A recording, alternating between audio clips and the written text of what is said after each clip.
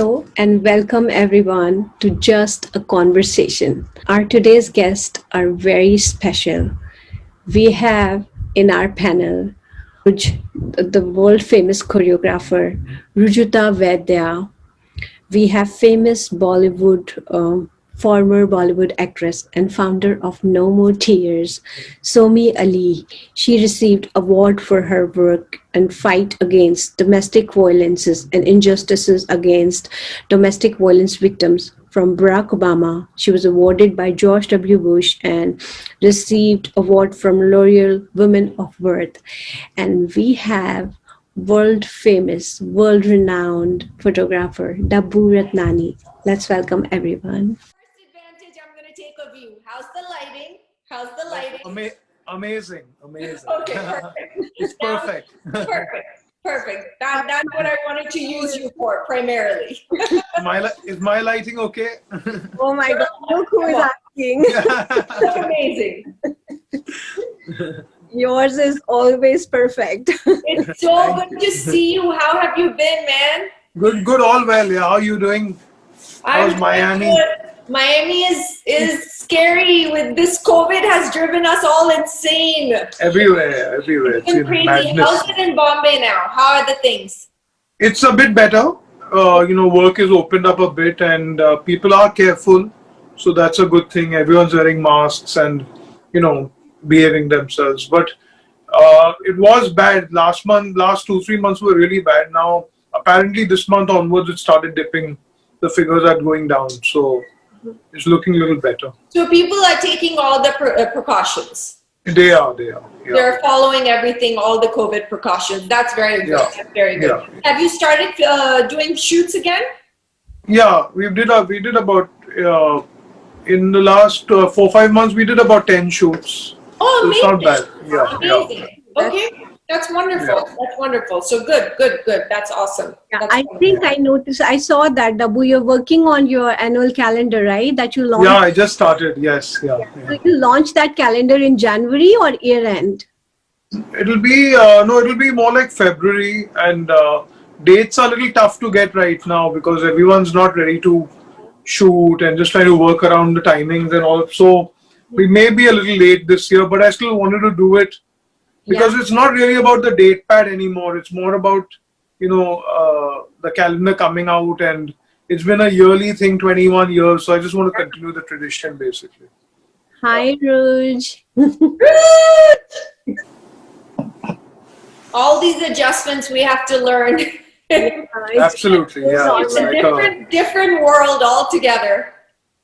Yeah, so there are some good things also that come out of it. Like earlier clients used to call us for meetings after meetings, and pre-production meetings. But now everybody understood that we can do it over a video call. So that way people have learned how to live like this now. Well, the best part is that your top can be very dressy and the bottom you can have pajamas. Exactly how it is right now. And I have learned how to do lighting. I have mastered the art of lighting. Absolutely. Hey, Perfect. Ruj! Hi! Hi, so sorry. I don't know why I couldn't get on. It's okay. This is all a learning curve for all of us. Don't worry about it. How are you? Nice to meet you. I am good. Nice to meet you all. Is my lighting okay? Can you all see me clearly? Perfect. Your lighting is amazing. Dabboo said perfect. Okay, I'm locking light for whole life. So I'll jump right Can we in. get started? Yes. It's my favorite word. Bindas bolo. So I'll start with you, Somy. Ladies first, right? Yes. Somy, we all know about your work that you do with No More Tears, but tell us how you unwind and what do you like to do in your free time? Okay, so free time is very, very seldom because of my nonprofit, because I'm on call all the time with the police and FBI and all the agencies that I work with. But I do a lot of driving because of my work, so I listen to a lot of audiobooks. And at the moment, I'm listening to Promised Land by President Barack Obama, which is absolutely amazing.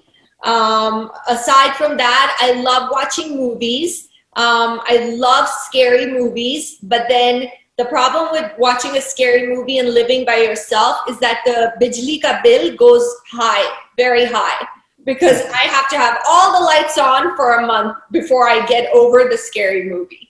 But yeah, books, audiobooks, I can't read because I'm driving a lot, but I love audiobooks and I love movies. Absolutely every kind of genre. I like documentaries. I enjoy everything. Amazing. So, Ruj, what a profile. I'm completely blown away by your amazing, amazing, amazing profile. How much you Thank have you. accomplished. That's Thank amazing. Tell us when your love begin for dancing. So I actually began my journey with Bollywood as a kid. I was about 7 years old, and I remember watching the movie Satte Pe Satta over and over and over on my, we used to have the little VHS, the video cassettes. I used to watch it over and over and over. And between that and the other movie was Zamane Ko Dikhana Hai, I absolutely fell in love with Hindi cinema. And growing up, I did dance on the side as a hobby. My parents put me in Bharatanatyam and Kathak as a kid. And then I never really thought, even though I followed Bollywood and I loved it, and, my favorite was Madhuri and Sri Devi and Jaya Prada, all the dancers. I never really thought that Bollywood was something that I would be able to make a career out of, because I was in the States and I was there at a time when the world was very different from what it is now. We weren't so connected. Bollywood was not known. And as any child of my generation growing up in the States, Indian parents didn't give you an option. You could either be a doctor, an engineer, or a lawyer. And that was the only career path that I knew of. So I did go to school for medicine. I was a psychology major, and I was scheduled to take my MCATs. However, life took me in a different direction, and I ended up in this wonderful world of entertainment. Awesome. So, Dabboo, you are world-renowned, famous photographer. So, what was your earliest memory of, thinking about and knowing and realizing that photography is what you want to pursue as a career, or that you have keen eye for photography? So actually, it started way back, when I was in like junior college and in school, where it was more like a hobby at that point, but I wasn't really clear that this is what I want to do. And back then in the 80s, it was like even Ruth said that the careers were very fixed in terms of, if you're a successful person, you have to be a lawyer, or you're becoming a engineer or a doctor, and photography wasn't really a career option for many people at that point. And so I must give it to my parents. They were quite bindas, as Somy says. So they allowed me to kind of follow my dream and assist a photographer for 3 years. I had taken 3 years from them, but I finally assisted 4 years. And those 4 years were actually with the time that I would actually spend in college. So I had decided that, okay, instead of spending 3 years of regular college, I'll do correspondence. And those 3 years, I'll work with a photographer. I'll assist a photographer and then take a call that, okay, if I have it in me, then I can, go ahead with this profession, or then join my dad's business at that point. So my parents, luckily allowed me to do that. And so 4 years I assisted my friend, now Sumit Chopra, and I worked with him, and I learned a lot about the industry. Learned a lot about, advertising and fashion photography. And that's when I kind of, started enjoying it so much and was drawn so much to it. That's when I decided, okay, this is where I want to be, and this is what I love doing. And on weekends, I used to practice whatever I was learning from him during the week. And, I taught a lot by, I learned a lot by actually doing the photo shoots on the weekends, so I used to learn in the week and then practice on the weekend. So I think that kind of drew me so much into it, and to be very honest, my excitement of photography hasn't gone down. It's been 25 years in this industry, but to me, I still approach every shoot like it's my first. For me, the excitement is still as much, and I guess that's why I'm enjoying it so much, and I can give it my 200%. That's what we call passion, true passion, right? Absolutely. That's amazing, Dabboo. And did you ever thought that you will get there where you are today, and were there moments of, self-doubt?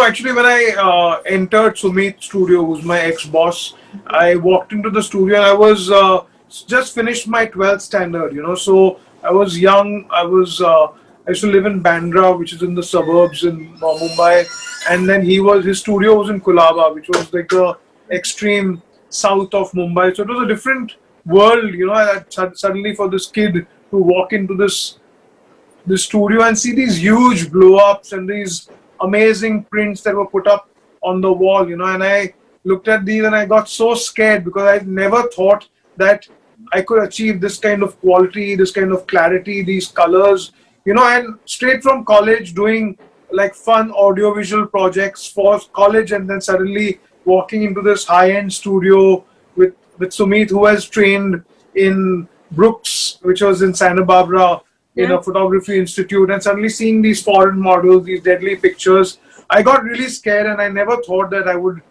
achieve anywhere close to that. I was very scared. But he, in fact, calmed me down and said, chill, it takes a few years, better equipment.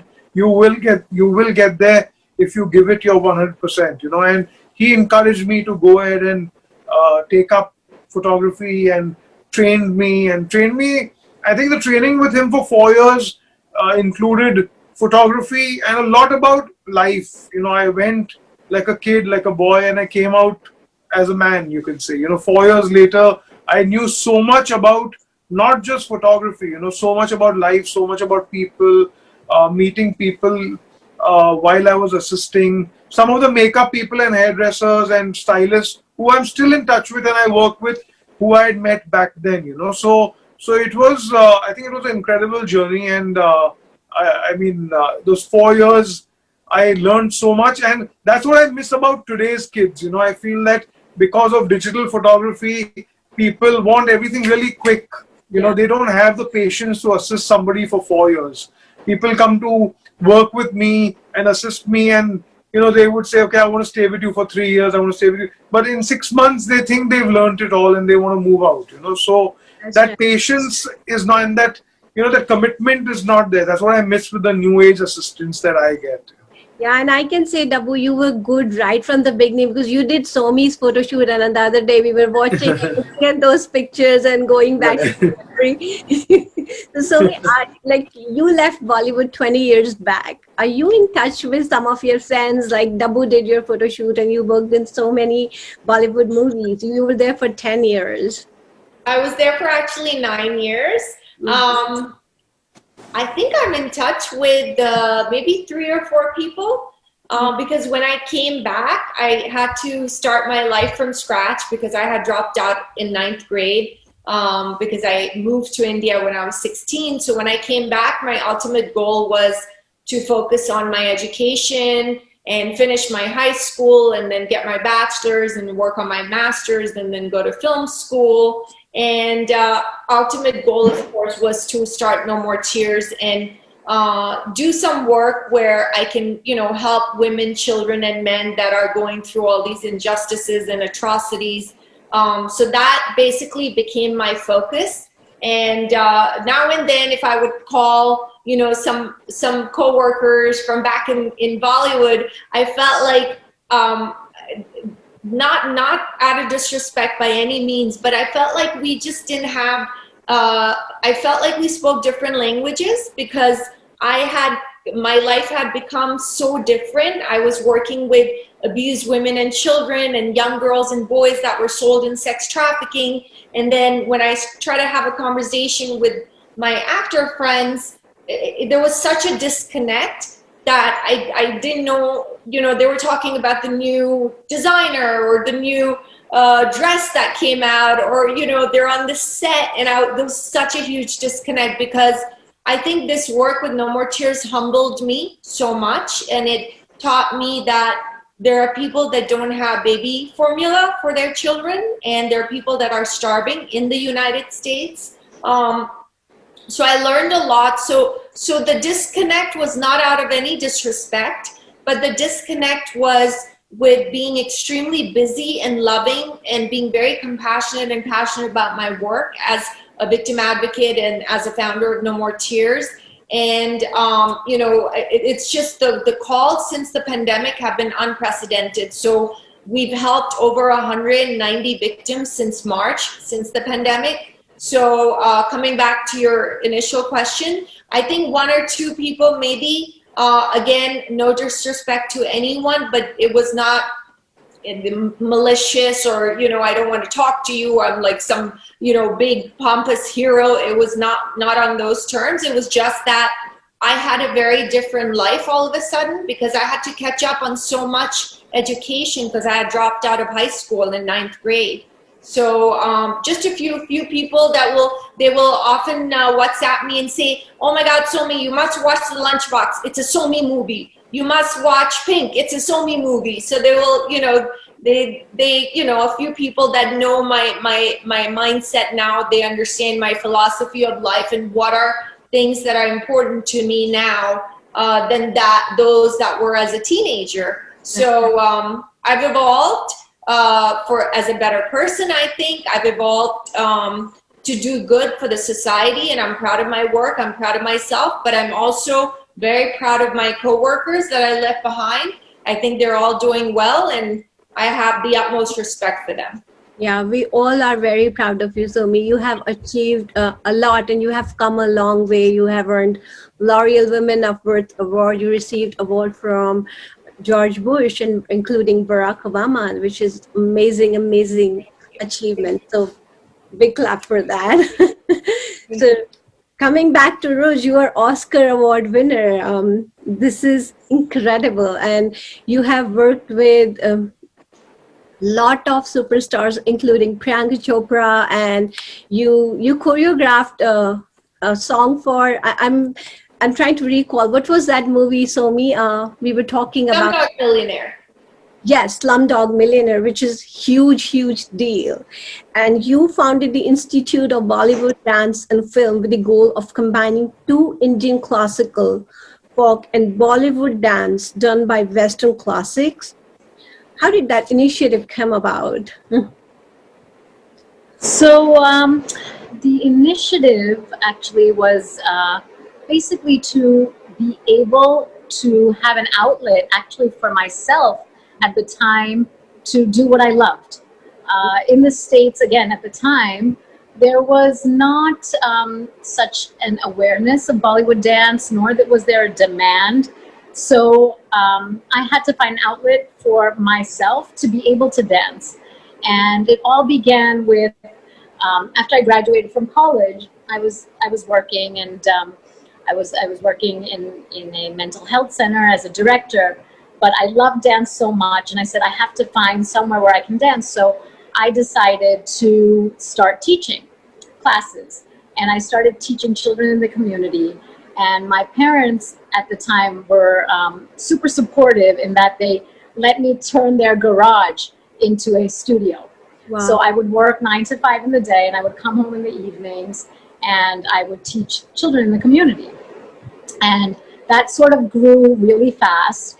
And I realized that, there is a demand for this, and there is a market for this, and I could turn this into a profession.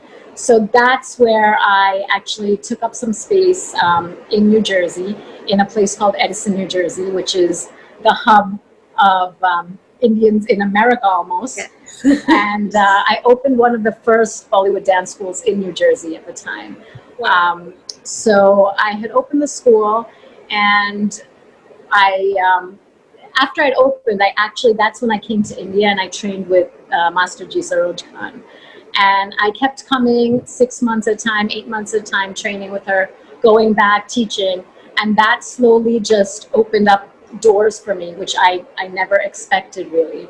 And one thing like led to another, and I started doing choreography for a lot of the tours that were happening in the States, that would come to the States. So a lot of like the Punjabi pop artists that would come, the Bollywood shows that would happen in New York, and then even like corporate shows and weddings, it all just started expanding.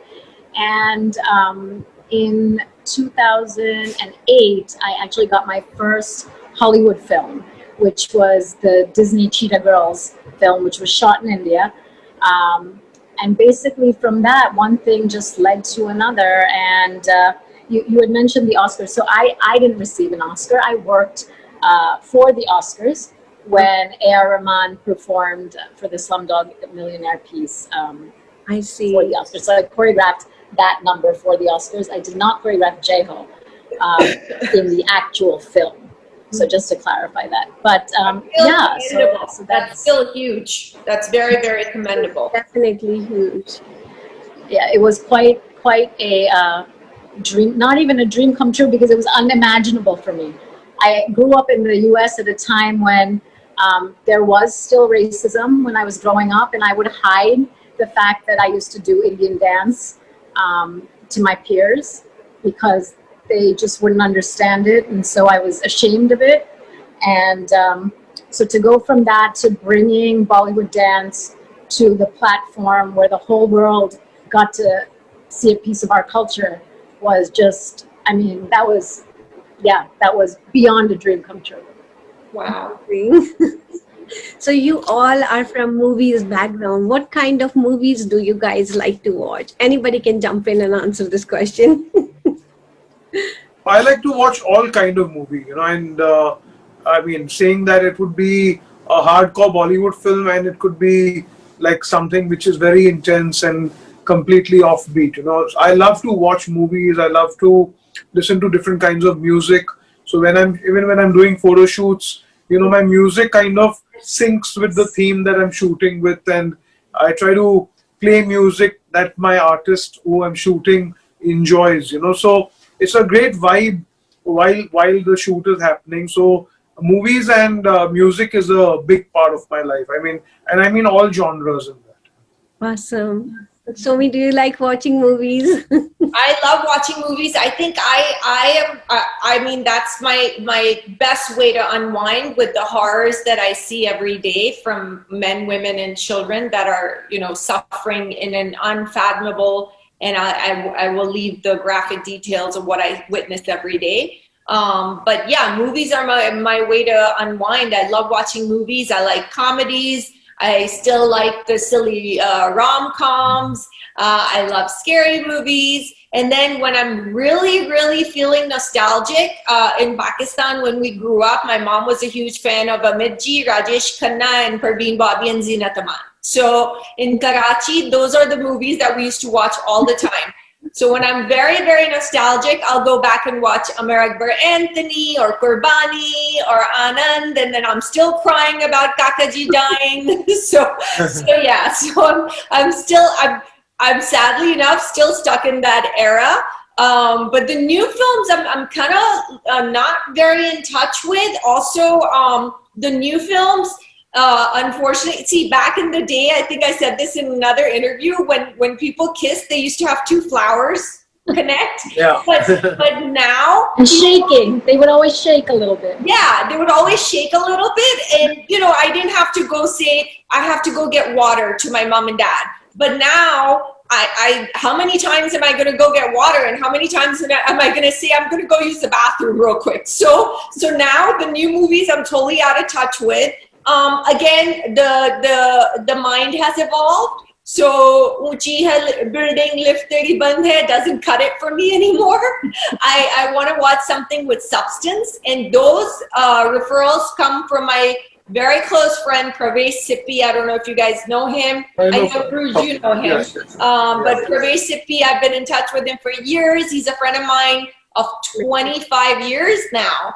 And he's always texting me and saying, this is a Somy movie. Watch this, watch this, watch this. In fact, he just sent me one of his films that it's called Daira. I believe it came out a while back. I think it's about a transvestite or transgender. So that's something that I'm going to watch tonight. It's on my watch things to do list. But yeah, I like those kind of films. Yeah, he loves productive content, and he keeps sending me also amazing stuff every day. I love Puppy. He's my brother. We're friends for life. Every denim. So Ruj, you have worked in Hollywood also. You have choreographed circus, and I think you have worked in English as well. What kind of movies do you enjoy watching? So I, like Somy, love horror films, but I don't know. As I've gotten older, I am like terrified now, and I as much as I am dying to watch them, I'm so scared that I'm like, no, I can't put this on even though I want to. So I turn to the thriller genre more. But I like a mix of everything, you know. I can't say it's one over the other. Of course, I love my Bollywood movies, and I still also am a fan of like the older movies. I think they're very close to my heart. Even though there's some of the newer movies, some of them make more sense. They're more relevant, of course. But those old films, man, they just hit you, huh? Like they strike a chord, and there are nights that you just want to curl up with a blanket and watch an old Hindi film. And they had a message. I feel like Roots. They had like okay. So I'm going way back before any of us were born. Like Raj Kapoor movies, like Shri 420, and there was another one. There was another. I can't remember the name where he was a judge's son, and then they get exchanged, and it's something Avara, I think. Yeah. And those films, like for back in the day, those scripts with Nargis ji and Raji, like they had so much substance, and the stories are phenomenal. Even with movies that Takaji did, you know, like they all had a subject. They all had some sort of message. Prem Rogue, where you couldn't marry a widow. I mean, Raji broke that stigma. It was such a beautiful script. So those I feel like I'm stuck in time, but I miss those movies with substance. And I think what I enjoyed was the Lunchbox, again, you know, to repeat myself. But Pink was phenomenal. It's addressing a very, very important issue in our today's society, in our time, with the Me Too movement. The Lunchbox was such a beautiful love story, just the way it was put together. Have you seen it, Dabboo? Yeah, it's fab. What a beautiful way of showing two people who never really meet each other, but it's just, I wanted to move to Bhutan after that. I told my mom, I was like, I'm going to Bhutan, and she's like, yeah, what are you talking about? But it was, you know, those movies, they have substance. They're so beautiful, the older films. Maybe I need to give the newer films a shot and a chance. Oh, one new film that I saw recently was called Thappar, with the young lady. Her name is Taapsee, I believe. Taapsee, yeah. What a phenomenal actress. Yeah. What an absolutely phenomenal. I was so impressed with her work. I don't know if you saw it, Anjali. It's such a good movie. I saw a small promo clip of that movie, and that was amazing. I have to go back and watch that. It's such a good movie. Did you guys see it? I haven't seen it. Oh, you got to see it. It's amazing. It's so good. So good. Yeah, so I like watching those kind of films. Talking about black and white 40s and 50s era, Dabboo, what kind of photography do you like to do? Black and white or color, or it is completely depending on the subject or the project you're working on? It's I think as a creative person, as a photographer, you go through phases. Suddenly you see, you know, like a few years, I think I just saw everything in black and white. So anything I used to shoot, I used to always convert it to black and white. The thing about shooting with digital is that is an advantage. You're shooting everything on a raw format, and then you convert it to color or black and white later. So sometimes you just feel black and white. Sometimes, you know, it reflects in your work. It reflects in your clothes that you wear. It reflects in everything. Suddenly you like everything black and whites. And suddenly I feel that I like everything like full on color. Like it could be like too much color as well, you know. So I think it's more about phases that you go through, and I think it's concept to concept. It's not always like this year suddenly the shots that I'm seeing for my 2021 calendar, I've kind of seeing it more in black and white again this year. Maybe it's state of mind. Maybe I don't know what it is. Maybe it's 2020 that's made everything black and white. so I think you go through phases, and I think it's more about the concept and mood, and depending on that, you do the lighting to match that kind of a concept. So if you're going to be most probably using it in black and white, then you tend to go with a little more stronger source of light where those black and white shadows come out really strong and enhance the black and white effect in the picture. So Dabboo, talking about your annual calendar, this has been tradition from like how long? Yeah, 21 years now. Wow, that's incredible. So have you ever thought of providing your access to your calendar to a normal public? I believe it's not accessible to. It's I don't commercialize it. It's a project which I do purely for myself, and I feel every artist, every photographer, any artist, any creative person must do some amount of work just for themselves. Whether it's an actor, whether it's any genre that some projects you do just for the creative satisfaction, just to create a buzz around it. So for me, my calendar is something which I've never commercialized. I've got loads of offers, loads of people wanting to sponsor it, but I never commercialized it for the simple reason also was that, see, all the actors do it for me free, all the makeup artists, hairdressers, stylists, everybody don't charge me for the calendar. So it's not fair for me to commercialize and make money out of it. So I print only like 3,000-4,000 copies, which we circulate within the industry and within the advertising and within the fraternity who I work with. And now, thanks to social media and digital, everybody gets a chance to see it online. But owning the actual physical copy, we just print a few just limited edition pieces. We're really proud of you for respecting your co-workers and that collaboration that you're not. Thank you. Commercial. I'm not familiar, Dabboo. I'm sorry. I apologize. I'm not familiar with the calendar. So what is the calendar? What is it? It basically, I started way back in 2000, where I used to, the first calendar, I just, pulled out 12 pictures of my work that I'd done from 94 till 99. And because it was the new millennium, Y2K was the buzz, so I said, okay, what better way to bring it out, just to get the dates out there and put out a calendar. So 12 of my pieces of work I put out in a calendar. And then post that 2001 onwards, I actually started shooting exclusive images for the calendar. And now there's 24 pictures. So it's a desk calendar, front and back, where it has one male actor and one female actor. So I do 24 exclusive shots for the calendar. And in black and white? No, it's a mix. Sometimes it's black and white, sometimes it's color, And there have been times where I've just done a pure black and white calendar as well. But these are all pictures that are not shot for any magazine or anything. It is shot exclusively for the calendar. So everyone volunteers their time, they volunteer their services. Absolutely. That's beautiful. That's beautiful. Yeah. That would make a beautiful present for Christmas. It's a present. Yeah, that's what I do. I just give it out to, like I said, I print out a few pieces for the fraternity and just courier it to those people. And we do like a calendar launch every year where we introduce it to the press. And it's more like a self-promotional and keeping, for me, my whole, the idea is to keep challenging myself and keep outdoing what I've done from the previous 21 years of the calendar.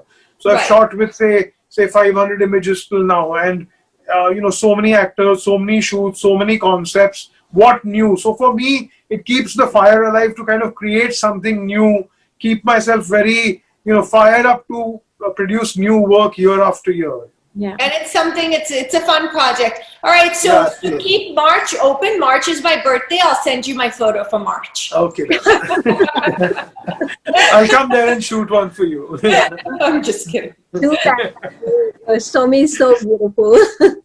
And Somy, Ruj, and to all our audience, I would like to say you should follow Somy, Dabboo, and Ruj on their social media so you can see Dabboo's New Year calendar, Somy's work in progress, and the achievements Ruj got.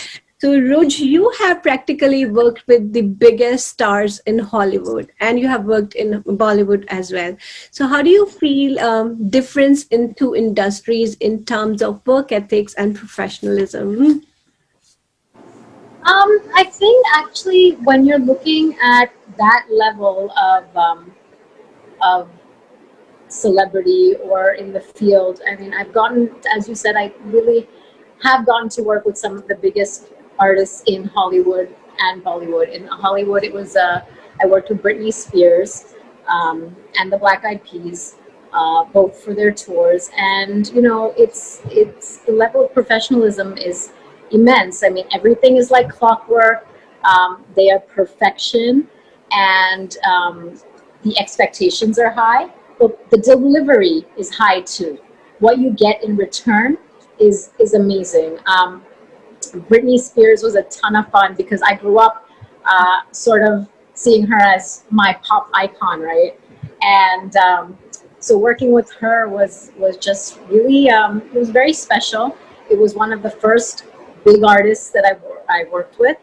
And seeing her, her ability to pick up things, her pickup was like this, like she could learn something on the spot and it was in her head and she was ready to go, which amazed me. You know, I said, usually when you work with someone, work with an artist, you have to teach them the routine. We need a couple of times to rehearse, and it was pretty intricate, but she had it and she was ready to go. Like we could have put her on stage the next day and she would have been fine. She would have had it. So that was pretty incredible. On the Bollywood side, I've been fortunate and had the honor to work with Sridevi, who was my idol growing up, and was probably one of the reasons I do what I do. She was definitely a very big inspiration.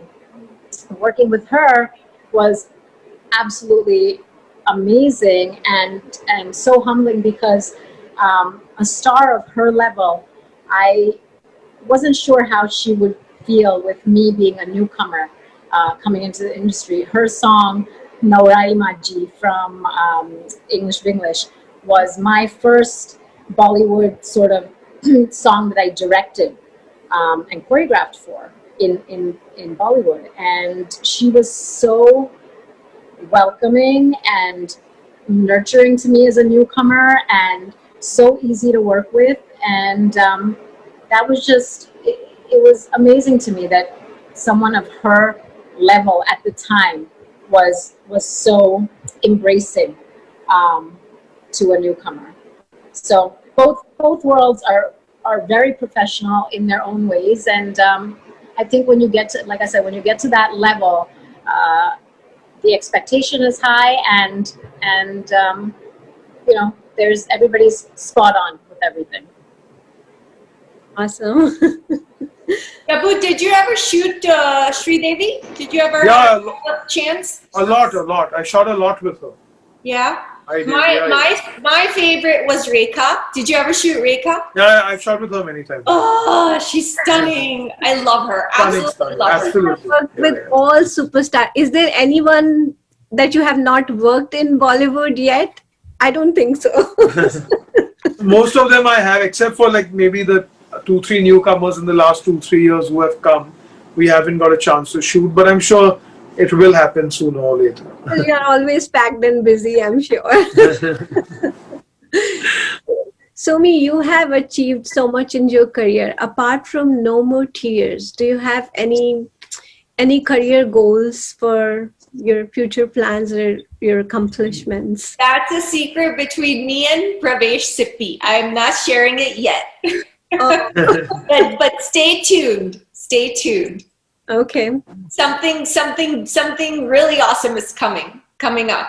It's a collaborative venture, but that's all I'm gonna say. But it's gonna be very substantive. It's gonna be more of a documentary genre. So in India. But yeah, lip sealed. That's it. She said it all with sealed lips. Yeah, मेरे पेट में कुछ नहीं रहता. I'm very bad at keeping.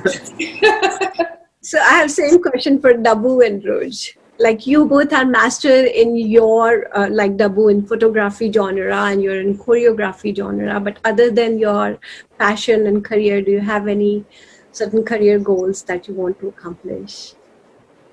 You can go to yeah. As another career option, you're saying? Yeah. I'm sorry, Anjali? Yeah. As another career option. Yes. As another, I think I would have loved to go into makeup. I loved makeup growing up, and I was one of those people who would like go to the MAC counter to buy one item, but I would walk out with like a $400 bill 2 minutes later. So I love makeup. I used to sit and just like try different looks as a kid and just play with it. Like I could play at a makeup counter. I love it. I think that would probably be one of the things I would go into. Nice. So you have your artist within you, right? Something creative. So coming back to Dabboo. To be honest, I mean, at this point, I don't have anything else which I've been thinking about. But I mean, I often get people telling me that you should move into like ad film direction or get into some kind of and there were a couple of even like movie producers who said whenever you want to direct a movie, we'll back you. So keep in mind that I'm one of your first people. If ever you decide to get into directing a movie, definitely approach us and we'll back you on that. So I'm honestly right now, for me, I'm very passionate about my photography, and to do anything else, I would have to stop this to start that. So it's going to be a big decision for me to move to any other career at this point. Yeah, we all are happy with your answer, Dabboo. We don't want you to do anything else because we want to see your good work always, because you're really good at your work. But I've done some master classes and I'm teaching a bit of photography at this point. So that's different for me because, and being home for the last 6 months during the lockdown and stuff like that. So it was interesting to kind of part some knowledge and train a few people online and stuff like that. So I've been doing some online workshops and also done some masterclass on photography as of now. This is amazing, Dabboo. Would you teach someone like us, like totally layman who knows nothing about photography? How can people reach out to you to enroll in your masterclass? So the one masterclass is online. I mean, you can just people can just buy the course. That's excellent. And people can subscribe to the course. It's already online, and I'm working on a couple of more projects as well on teaching photography as well, which is still in the pipeline. It should be out in 2-3 months. Yeah, this is amazing that you're doing it virtually, so there are no barriers that we don't have to be physically there to. Absolutely. It's good to give education, and it's time for virtual learning. I have a question for Dabboo. Yeah, I was about to say now you all can ask one question in the panel. Someone ask away. Okay, so Dabboo, you work with so many different people, like actors and models or whoever.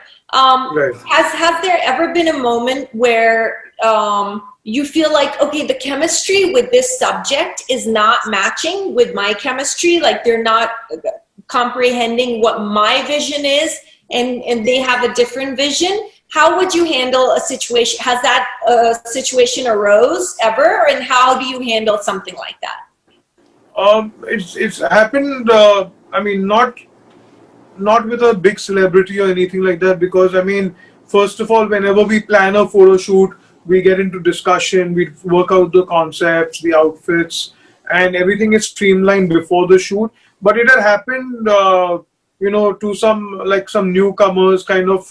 They were models and they had won some pageants, and they could not, they were not giving it their 100%. I'm a very patient person, when I'm working with a top star or I'm working with a brand newcomer, I try to give it my 100%. I try to, even for me, Somy, it's I think it's lasted out for 25-26 years now, because I make sure that every single picture that goes out from my studio has my stamp on it, has my approval on it. So unless I'm really happy with a shot, I don't release the picture, you know. So Right. there have been times where, I think once or twice, where the shoot didn't work out, you know, and we packed up the shoot and we redid it on another day after Okay. consulting, after, you know, reworking on it. Because for me, there's no point if you don't get the right mood, if Right. the state of mind doesn't work out, if, you know, we are not on the same page, then the shot is never going to work out well. So I have wrapped up like once or twice and said, we'll do it another day, you know, and even 20 years later, those people remember and say, you sent me back home. People don't like to give up grudges, I see. Never. All right, Ruj, your turn. You asked me a question. Yep. I ask you a question. Okay. So Ask anything. I am so curious as to, you know, you had this world and this life of the limelight and the fame and, you know, all the perks that come with that. And I know you had a beautiful budding career. To leave all of that and come back to the States to a normal lifestyle and a normal world where you knew it was going to be difficult because you had to go back to school and all of that at a later stage and phase of life. What made you do that, or what inspired you to make the change and the switch over? So this is a great opportunity to clear a misconception, which I cleared initially in Anjali's interview. But so I did not go to India to become an actress. And if you ever try to teach me how to dance, you will realize that that's 100% fact.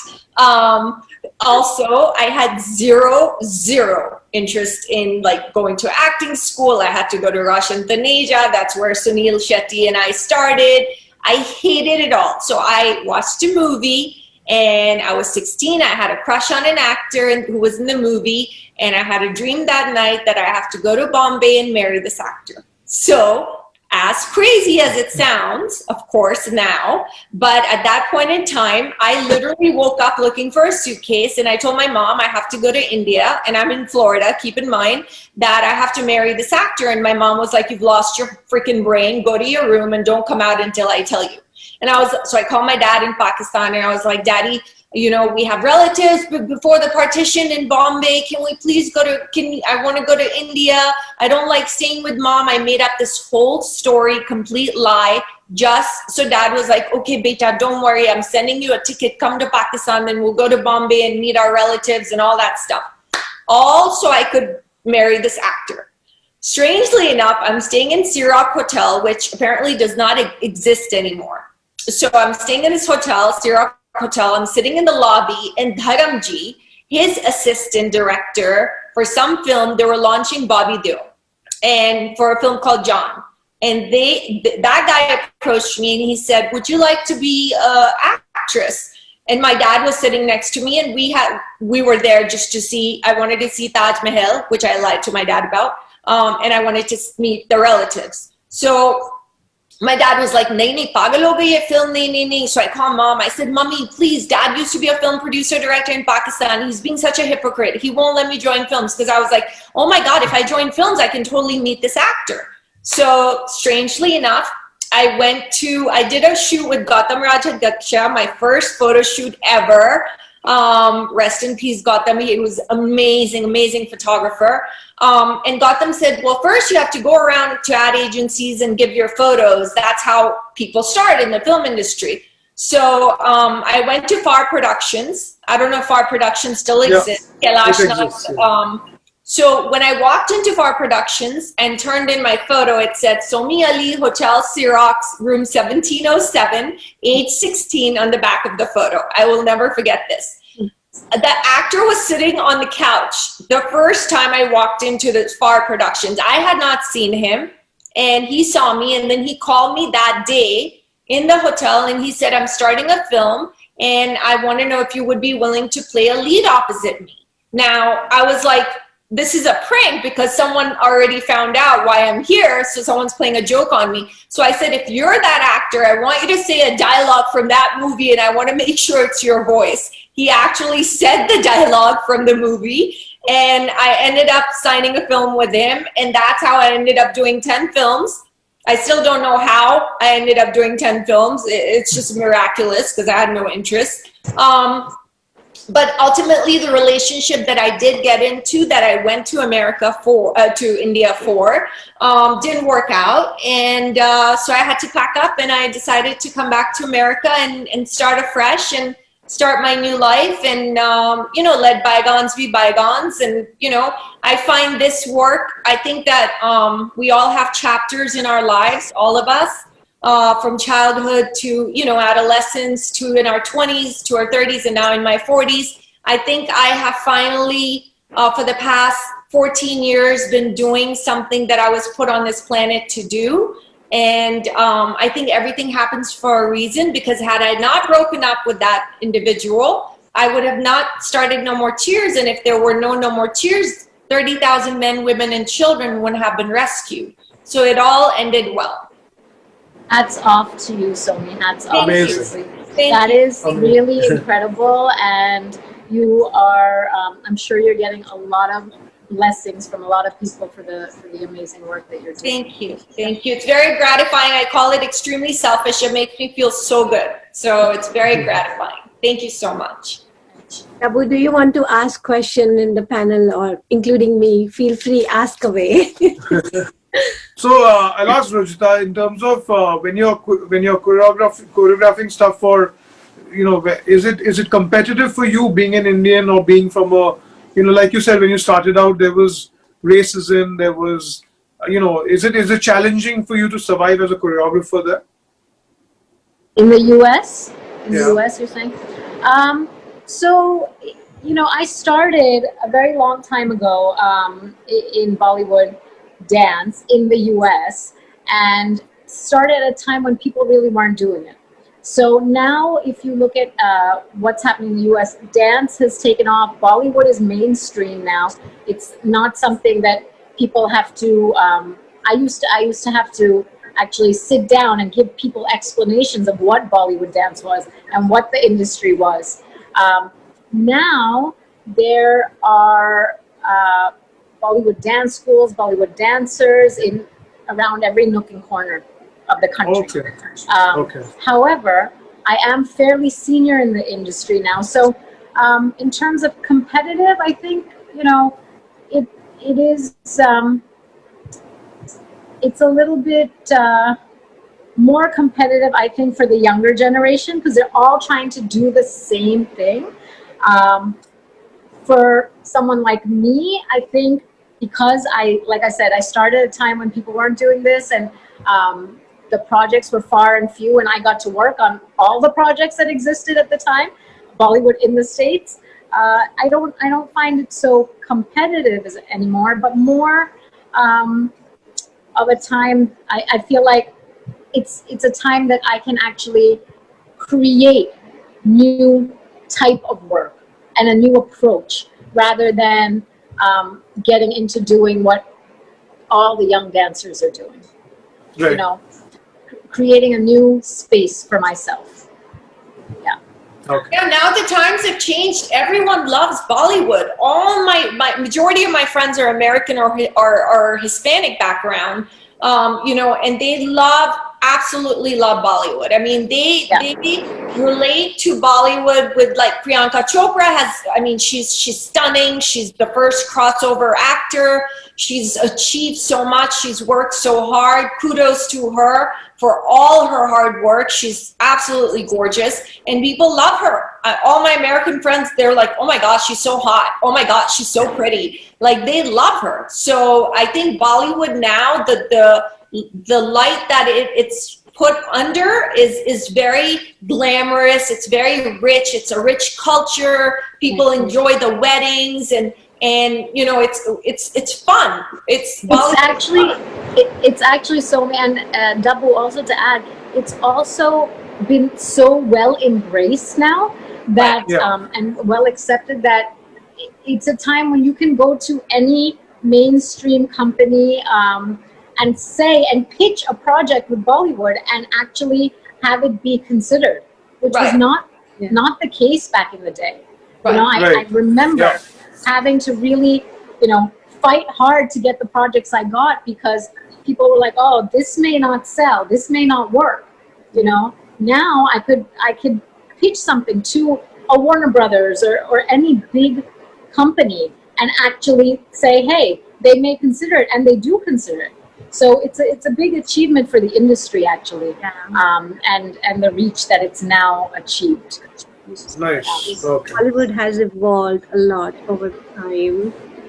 Last but not least, what message would you like to give to our audience who's, keen to grow in social work or in photography genre or in choreography or in general?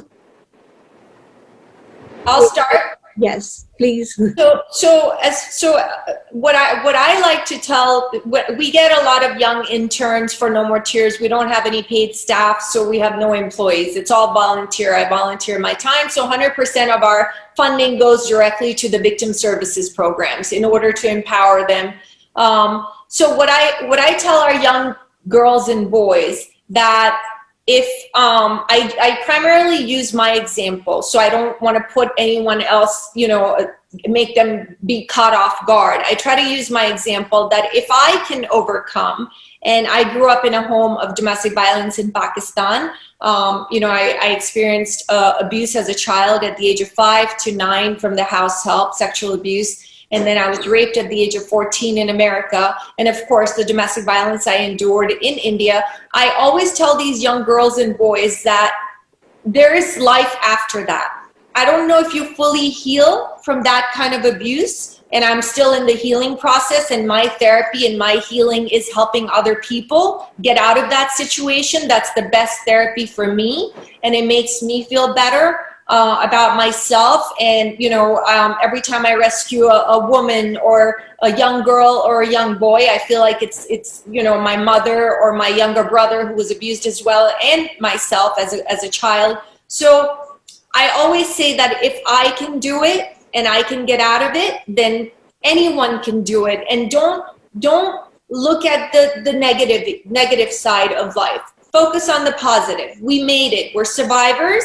We're not victims. So my advice to the youth that if they want to get into social work and if they want to achieve or whatever, if they want to be an actor, they want to be a choreographer, whatever they want to be, you can, work hard. You have to work hard. You have to focus on the positive. You cannot sit there and focus on you can't have a victim party because a pity party, no one's going to attend that. People don't want to be around sad people. People want to be around happy people. So if I can make it, and if I can get through all of that and work hard and achieve what I've achieved, then anyone can. That's my advice. Awesome. Yep. Beautiful. Well put together, Somy. Love it. Thank you. Dabboo, you want to go next, or Ruj? Whoever wants to go next, please feel free. Okay, so in terms of aspiring photographers, I feel that it's very important to evolve. As a photographer, whoever's aspiring to be a photographer cannot do one great assignment, get a lot of recognition and think that will sail him through for the rest of his life. It's a lot of competition. There's like any other profession, you have to keep pushing yourself. You have to choose the genre that you enjoy most. I feel that because people see celebrity photographers, people see fashion photographers, they want to hang out with the, right crowd, with the women. That's the wrong reason to be a photographer.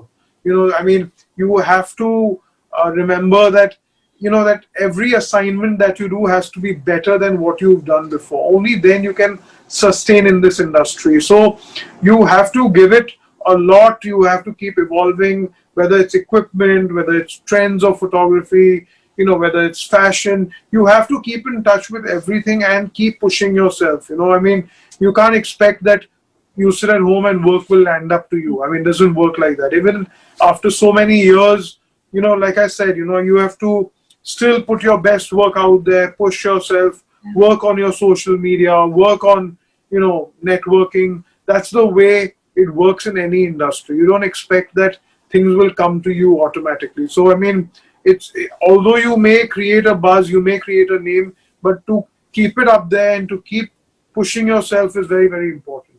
Yeah, and I love it. Like, we have to feel best is yet to come. Yes, absolutely. So, Ruj. So I think something I would like for the younger generation to know, the dancers, the choreographers that are South Asian in America, is they should know that there is a place for them. The world is changing, and they should never feel like because it's a different culture and it's a different style that this is not something that is going to be feasible to turn into a profession. It absolutely is. So do what you love, keep doing it, be proud of it.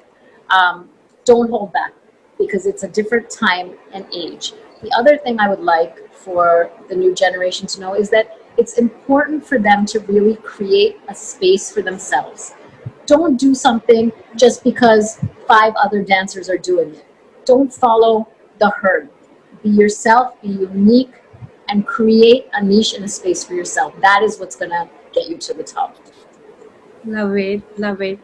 Thank you so much, everyone. Thank you so much for joining us. Most welcome. Oh, good to see all of you. Thank you so Thank much you. for Yeah, for take care. Thank you. putting Nice us meeting together. everyone. Same Thank you here. so much. Yeah. This is great. Be well, be safe, guys, please. You too. Yeah, take care.